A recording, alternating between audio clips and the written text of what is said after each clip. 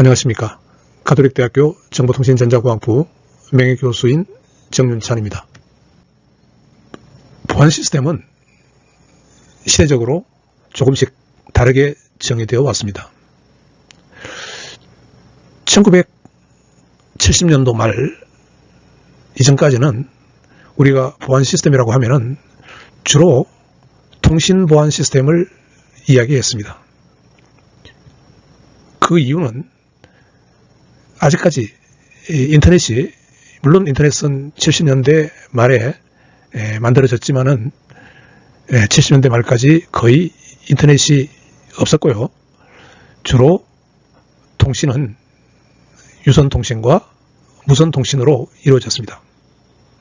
그래서 특히 이제 유선통신은 그나마 이제 괜찮은데 무선통신에서는 이 전파의 특성상 누구나 감청이 가능하기 때문에 무선통신을 중심으로 해가지고 어떻게 하면은 적에게 나의 통신이 감청되지 않도록 하느냐 하는 이와 같은 문제를 해결하기 위해서 보안 시스템이 만들어졌습니다. 그러다가 인터넷이 이제 많이 이용되기 시작했죠. 그것은 무엇보다도 먼저 월드 와이드 웹이라는 www라는 그 웹이 나오면서 교육 쪽으로, 엔터테인먼트 쪽으로 여러 방면에서 이제 인터넷을 이용한 어플리케이션이 발달하기 시작했습니다. 그래서 거기에다가 이제 인터넷 전화, 한때 우리나라도 그 다이얼 패드라는 그 광풍이 불었습니다. 그 인터넷 전화가 나오면서 이제 통신이라는 것이 텔레커뮤니케이션, 전화나 무선장치, 핸드폰을 이용해서 통신하던 그런 통신이 이제는 인터넷을 통해서 음성통신조차도 이루어지는 그런 시대로 발전하기 시작했습니다. 그래서 이 인터넷이라는 공간은 사이버 공간이죠. 이 사이버 공간에서 어떻게 보안을 유지하느냐 하는 그 문제로 보안 시스템이 넘어가게 됩니다. 물론 통신 보안 시스템도 여전히 존재를 하고 있죠. 예를 들어서 작년 12월 3일 우리나라가 생각하지도 못했던 계엄령이 선포되고 그랬는데 나중에 이제 보니까 그 비아폰이죠. 그 비아폰을 이용해서 지휘를 하고 하는 것이 다 알려졌습니다. 그와 같은 비아폰도 사실은 이 보안 시스템인 거죠. 그래서 아직까지도 그 보안 시스템은 사용이 되고 있습니다. 통신 보안 시스템이요. 자, 그러다가 2008년 비트코인이 나오면서 블록체인이 나오기 시작합니다. 이 블록체인은 암호화 기술, 즉 공개키 암호화 기술을 이용한 시스템입니다. 암호화폐도 마찬가지고요. 마찬가지로 인터넷 사이버 공간 보안 시스템도 이게 공개키 암호화 기술을 이용했습니다. 다시 통신 보안 시스템도 보면은요, 여기에서는 그 당시에는 공개키 암호화 기술이 개발되기 전입니다. 거의 공개키 암호화 기술은 인터넷 발전과 함께 이루어졌습니다. 시기가 비슷합니다. 70년대 말 인터넷이 나오기 시작하면서 공개키 암호화 기술이 나왔죠. 그러면 그 공개키 나오기 전에서는 통신 보안 시스템은 재래식 암호화 기술인 대칭키 암호화 기술로 보안이 이루어졌습니다. 그렇게 놓고 보면은 통신 보안 시스템은 주로 재래식 대칭키 암호화 기술로 보안 시스템이 만들어지고요. 인터넷 사이버 공간 보안 시스템은 대부분 공개키 암호화 기술로 보안 시스템이 만들어집니다. 아울러 블록체인과 암호화폐도 공개키 암호화 기술로 만들어진 것입니다. LTE 시스템 아키텍처 구조입니다. 구조를 보면은 크게 세 부분으로 나눠집니다. 이 부분요. 여기 이제 가입자 단말이죠. 단말이고 UE라고 합니다. 유저 이퀴먼트랍니다. 그게 이제 옛날에는 그 단말이라는 말을 썼어요. 단말. 유저 단말. 단말이라는 것은 거의 단말. 터미널인데 터미널. 역사적으로 보면은 이 교환망, 통신망이 교환망일 때요. 서킷 스위치로 이루어지는 교환망일 때, 이때 여기에 붙는 이 전화기나 핸드폰, 무선 핸드폰요. 이 무선 핸드폰은 이 기능이 아주 심플했죠. 기능이 별로 없었습니다. 그냥 다이얼 누르는 거하고 전화를 음성을 전기신호로 바꿔주는 거, 그것만 있었습니다. 그러니까 이걸 우리가 단말이라고 불렀죠. 자, 근데 이제 인터넷이 오면은요,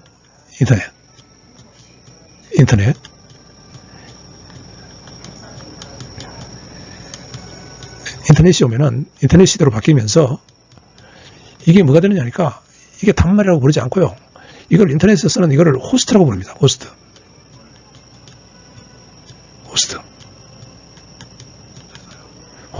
뭡니까? 호스트가 주인.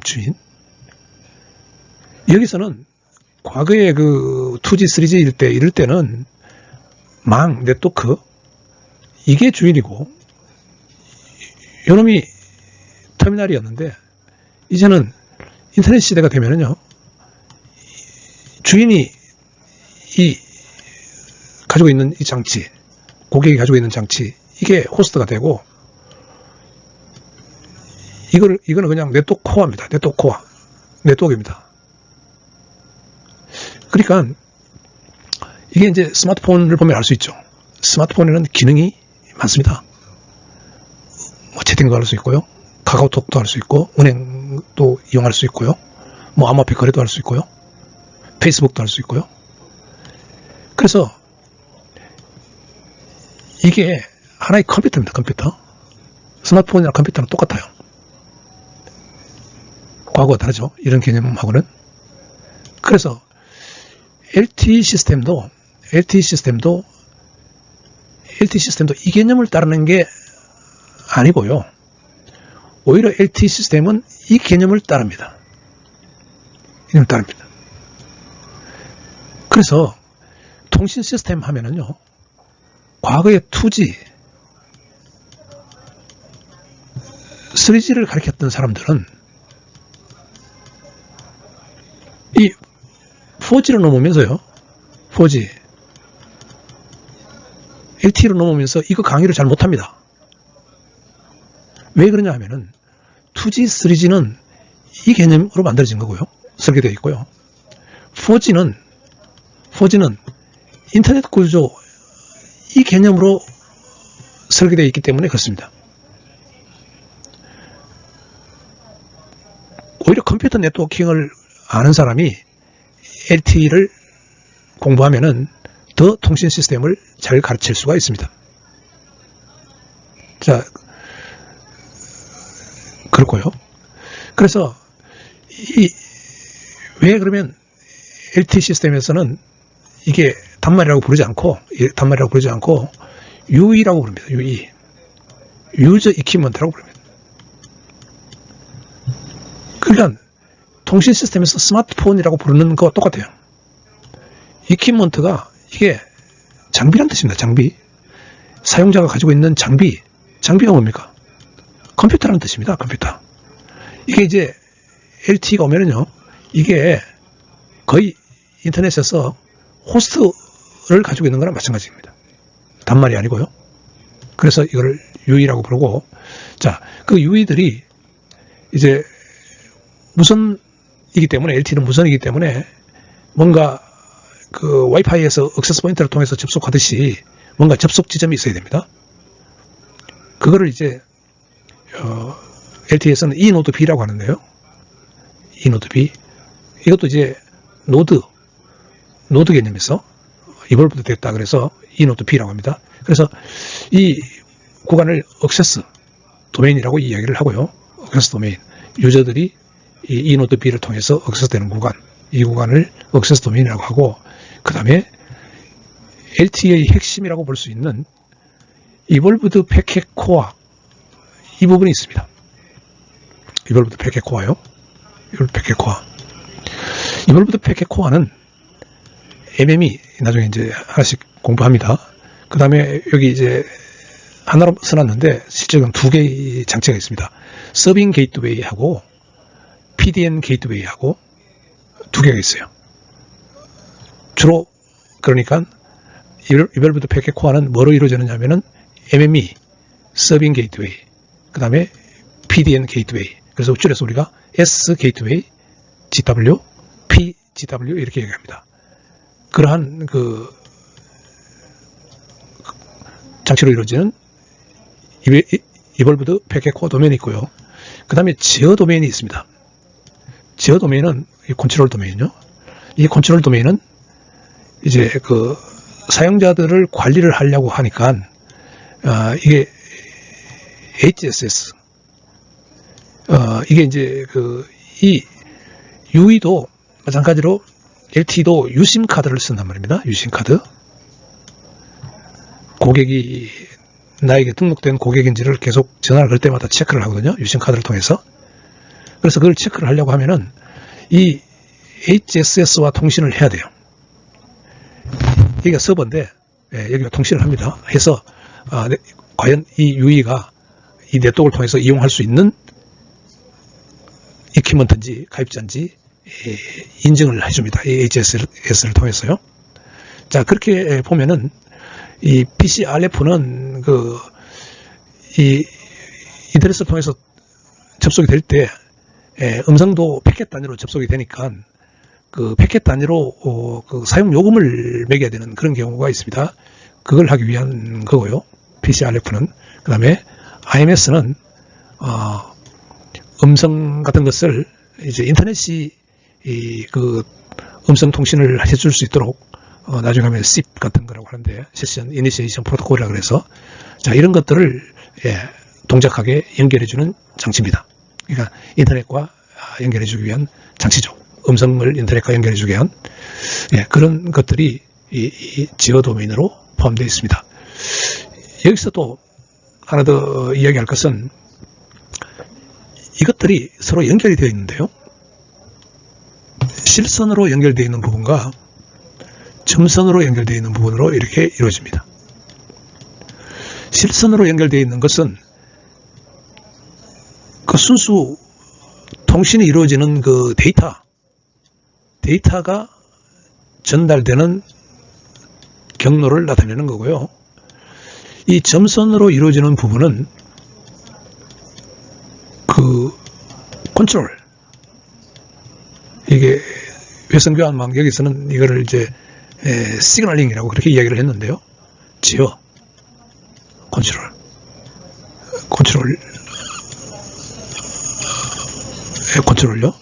그러니까 예를 들어서 뭐 다이얼 정보를 받아가지고 뭐 전화 연결을 해주고 이렇게 하려면 컨트롤이 돼야 되니까 그 컨트롤 역할을 합니다. 이 컨트롤 역할을 이 점선을 통해서 컨트롤이 이루어집니다. 예. 이전 슬라이드에서 과거의 통신 시스템은 2G 또는 3G였다고 그랬죠. 그러다가 이제 4G로 진화를 하게 됩니다. 그래서 그 시스템을 보면은요, 통신 시스템을 보면은 이렇게 진화를 하게 되는 것이죠. 먼저 2G부터 볼까요? 2G요. 2G부터 왜 원지는 그러면 없느냐? 우리가 원지는 이야기를 잘 안 합니다. 있었죠. 당연히. 왜 이야기를 안 하느냐 하면은 원지는 아날로그 시대 통신입니다. 아날로그요. 아날로그. 2G부터 이제 디지털 시대로 들어가는 것입니다. 그래서 아날로그는 이야기를 하지 않고 보통 2G부터 이야기를 합니다. 거의 뭐 처음 나올 때 이야기죠. 원지라는 것은 60년대 때 이야기입니다. 그래서 이게 뭐냐니까 이게 PSTN 그래가지고요. 과거에 KT가 갖고 있었던 그런 전화망 같은 겁니다.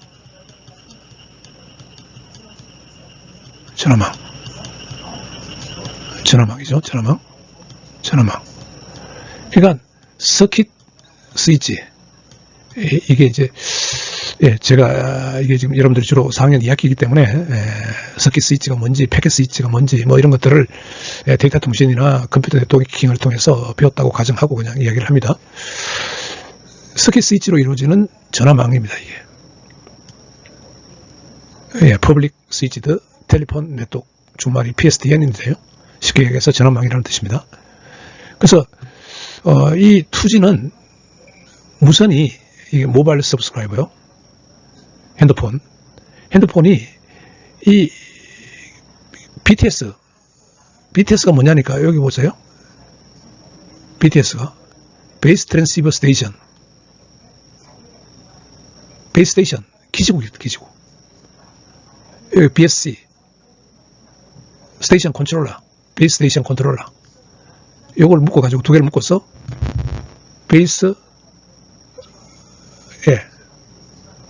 BSS라고 그러죠. BTS와 BSC를 합했어요. 자, 여기에다가 MSC, 이게 뭐냐니까 모바일 스위칭 센터입니다. 여기에 서킷 스위치에 여기에 전화망에다가 스위치가 들어가죠. 스위칭 센터가 여기 들어가요. 많은 스위칭 센터. 이게 옛날에 KT에 있었던 전화국입니다. 이게 전화국. 교환기로 이루어지는 전화국요. 근데 여기 모바일을 위해서는 특별한 그 스위칭 센터가 필요합니다. 모빌리티 매니지먼트 그래가지고 이제 그 가입자들이 어디에 가 있느냐 이것을 관리할 수 있어야 되는데요. 그 관리할 수 있도록 요 스위칭 센터를 조금 개조를 한 게 모바일 스위칭 센터입니다. 그래서 2G는 이런 시스템으로 이루어졌어요. 이렇게 이루어졌는데 그러고 하다 보니까 인터넷이 나왔단 말입니다. 인터넷이 70년대 말부터 인터넷이 나오니까 이 무선 쪽을 2G를 이 전화망에다가 연결시켜도 되지만은 이걸 어떻게 인터넷으로 연결을 못 시킬까? 인터넷으로요? 근데 이제 인터넷은 이게 패킷 스위치란 말입니다. 이게 패킷 스위치요.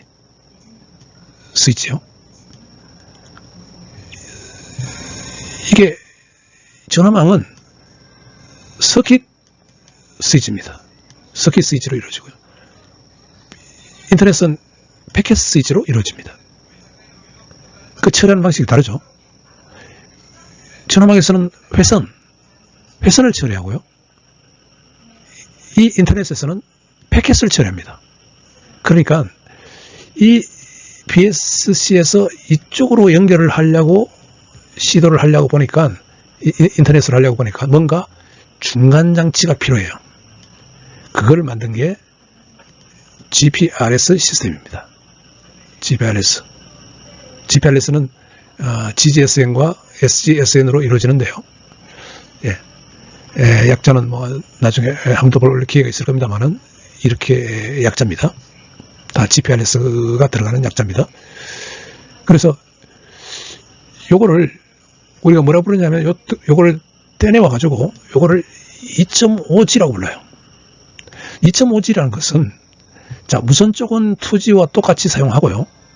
단지 이 서킷 스위치망, 전화망을 사용하지 않고 인터넷을 사용할 수 있도록 해주기 위한 요 부분, 중간 연결 부분, 요 부분을 우리가 2.5G라고 불렀습니다. 그러다가 이게 이렇게 하니까 2G 시스템에다가 이걸 써서 이렇게 통신하도록 하려고 하니까 불편하단 말이죠. 이거 그래 안 되겠다. 2G를 이거를 아예 이걸 바꾸자. 그래서 노드 B BTS 대신에 노드 B로 바꾸고요. 그 다음에 BSC 대신에 RNC로 바꿔서 이거를 RNS라고 하는데, 여기 있죠. RNC, 레디오 네트워크 컨트롤러. 그 다음에 노드 B, 베이스 스테이션 노드다, 그런 뜻입니다. 노드 B. 이렇게 해서 이제 그렇게 하니까 이 패킷 스위칭 네트워크인 인터넷을 무선이 사용하기 최적화한 거죠.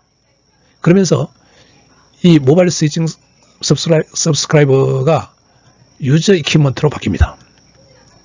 컴퓨터를 사용할 수 있게 됐어요. 본격적으로 단말로서 컴퓨터를 사용할 수 있게 됐습니다. 그걸 우리가 3G라고 부릅니다. 3G. 그러다가 획기적으로 4G에 오면은 이걸 다시 바꿉니다. 자, 이 노드 B, 이 RNC와 노드 B로 이루어졌던 것을 복잡하게 둘로 만들 필요가 없네. 하나의 장비로 만들자. 이 노드 B로 만들어서 이 자는 이볼브도 됐다. 혁신됐다. 하나의 장비로 만듭니다. 그 다음에 요것들을 다시 설계를 해요. 요것들을 GPRS를 다시 설계를 합니다. 최적화, 인터넷을 사용할 수 있게 최적화하기 위해서요. 그래서 그게 만든 게 이제 코어 장비로 MME, 서빙 게이트웨이, PDN 게이트웨이 요걸 만들어서 요 부분을 우리가 EPC라고 얘기를 합니다. 이볼브드 패킷 코어. 그렇게 해서 이제 단말은 UE, 그 다음에 액세스 도메인, 그다음 코어 네트워크, 이볼브드 패킷 코어, 이렇게 해서 이 4G가 만들어지는 것이죠. 그래서 요 EPC는 GPRS의 진화된 형태입니다. 그러니까 요 2.5G에서 만들었던 요 GPRS요. 이게 3G에서도 그냥 그대로 이용이 됐죠. 그러다가 이게 바뀌어집니다. 그래서 EPC는 GPRS의 진화된 형태다. 그렇습니다.